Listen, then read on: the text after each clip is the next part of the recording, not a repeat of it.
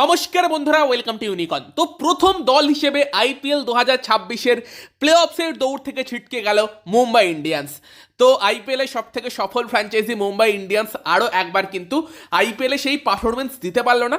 এবং সব থেকে বড় কথা, প্রথম ম্যাচ তারা কেকেআরের এগেনস্টে জিতে শুরু করেছিল, তারপরের 8টা ম্যাচে মাত্র একটা জয় পেয়েছে। এবং মুম্বাই এখন হাইয়েস্ট 14 পয়েন্টেই পৌঁছতে পারবে সব ম্যাচ জিতলেও। আর সেই পয়েন্ট নিয়েও মনে হয় না কোনোভাবেই প্লে অফস খেলা সম্ভব, কারণ অলরেডি টপ 4 টিম যাদের এখনও 4টে 5টা 6টা করে ম্যাচ খেলা বাকি, তারা কিন্তু কেউ 13 পয়েন্টে, বাকি 3জন 12 পয়েন্টে পৌঁছে গেছে। তো সেই জায়গাতে মুম্বাই ইন্ডিয়ান্সের পক্ষে এই জায়গা থেকে আর প্লে অফস খেলার কোনো পসিবিলিটি দেখা যাচ্ছে না। উল্টো দিকে চেন্নাই সুপার কিংস, তারা এখনও 18 পয়েন্ট অব্দি পৌঁছতে পারে সব ম্যাচ জিতলে। তো তারা প্লে অফসের দৌড়ে নিজেদেরকে টিকিয়ে রাখলো এবং দ্বিতীয় এবারের আইপিএলের এল ক্লাসিকোতেও চেন্নাই সুপার কিংস মুম্বাইকে হারালো। আজকের ম্যাচের কথা বললে, আজকের ম্যাচেও মুম্বাইয়ের জন্য কোনো কিছুই ঠিকঠাক যায়নি। ফার্স্টে মুম্বাই ইন্ডিয়ান্স ব্যাট করতে যায় এবং ব্যাট করতে গিয়ে মুম্বাইয়ের শুরু খুব একটা ভালো হয়নি। উইল জ্যাক্স ফার্স্টে আউট হয়ে যায়, তবে দেন রায়ান রিকেলটন এবং নমন ধীরের মধ্যে একটা পার্টনারশিপ হয়, যেই পার্টনারশিপটা মোটামুটি মুম্বাইকে একটা স্টেবল স্টার্ট দিচ্ছিল। তারপর সূর্যকুমার যাদবও আসে, তার সঙ্গেও নমন ধীরের একটা পার্টনারশিপ হয়। বাট সূর্য আউট হবার পর থেকে মুম্বাইয়ের ইনিংসটা একদমই আর দাঁড়াতে পারেনি এবং পরপর প্লেয়াররা আউট হতে থাকে। তিলক ভার্মার 8 বলে 5, রবিন মিন্সের 3 বলে 5 এবং ক্রিস ভগত 6 বলে 3। লাস্টে তোমার হার্দিক পান্ডিয়া রীতিমতো স্ট্রাগল করে, 23 বলে বোধহয় 18 রান করেছে হার্দিক পান্ডিয়া। একটা 6 মেরে লাস্টে যে কিছুটা ভালো ফিনিশ দেয় তোমার ট্রেন্ট বোল্ট। যদিও পিচে কিছুটা স্পাইস ছিল, তবে 159 রান নিয়ে তো ফাইট করাটা মুশকিলই ছিল। চেন্নাইয়ের বোলারদের কথা বললে, আমি জানি না কেন আকিল হোসেনকে চেন্নাই খেলাচ্ছে না। 3টে প্লেয়ার নিয়েই খেলছে বিদেশি, এবং সম্ভবত তারা প্রশান্ত ভীরের ব্যাটিংটাকে বেশি ট্রাস্ট করছে। বাট আকিল হোসেনকে হয়তো খেলানোটা আরেকটু বেটার হবে চেন্নাইয়ের বোলিংয়ের জন্য। বাট চেন্নাইয়ের বোলারদের কথা বললে আমাকে তো সব থেকে বেশি আবারও ইমপ্রেস করেছে জেমি ওভারটন। আলাদা লেভেলেরই বোলিং করছে, 4 ওভার 23 রান 1 উইকেট, সেই একটা ব্যাপার ছিল জেমি ওভারটনের বোলিংয়ের মধ্যে আজকে। বাকি অনসুল কম্বোজ আবারও 3টে উইকেট নিয়েছে, নূর আহমেদ 2টো উইকেট নিয়েছে, তারাও ভালো বোলিং করেছে। ইভেন রামকৃষ্ণ ঘোষ, তার বোলিংটাও বেশ খারাপ লাগেনি, ভালোই লেগেছে।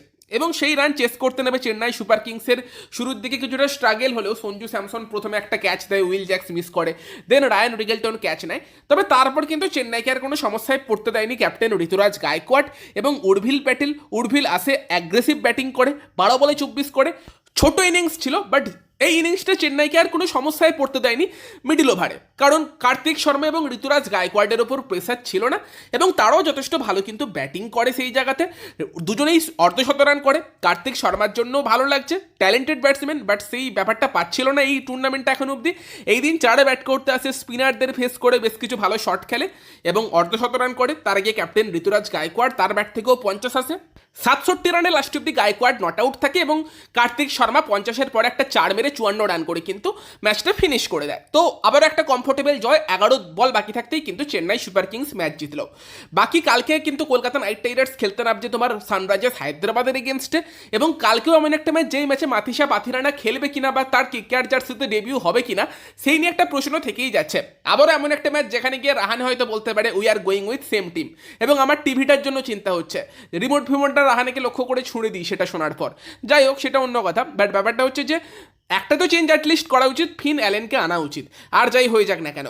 তবে সেই জায়গাতে দাঁড়িয়েও পাথিরানার খেলা নিয়ে আজকে টিম সাউদিকে প্রশ্ন করা হয়, এবং টিম সাউদি যেটা বলে যে পাথিরানা আমাদের গ্রুপের সঙ্গে আছে, ভালো ট্রেনিং করছে, তবে আমরা আমাদের বেস্ট 11টা কন্ডিশন দেখে যে আর কি জাজ করব, ঠিক করব। অনেকগুলো ফ্যাক্টর আছে, ব্যালেন্স করতে হবে, ওভারসিজ স্লটসগুলোকে ম্যানেজ করতে হবে, কন্ডিশন দেখতে হবে, এবং ফাইনাল ডিসিশন আমরা ম্যাচের আগেই নেব, এটা পাথিরানাকে নিয়ে বলেছে। আর যদি এটা সিরিয়াস কনভারসেশন হয়ে থাকে, কোনো তোমার ব্লাফ না করতে যায়, সেখানে এরকম কথাবার্তা শোনার পর পাথিরানার খেলার চান্স তোমার কমই মনে হবে।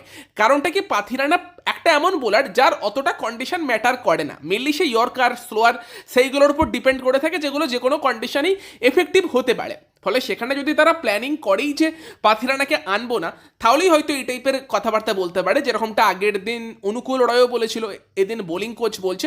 তো দেখা যাক সেখানে কালকে কি সিদ্ধান্ত নেয় কলকাতা ম্যানেজমেন্ট। বাট সাউদির কথা শুনে চান্স তো কমই কিছুটা মনে হচ্ছে, বাকিটা দেখা যাক। আর তোমরা আজকের ম্যাচ নিয়ে কি বলবে, তোমার চেন্নাই বনাম মুম্বাই ম্যাচ নিয়ে, সেটাও কমেন্টে জানিও। পাথিরানা না খেললে সেম টিম নিয়ে গেলে কি বলবে, সেটাও কমেন্টে জানিও।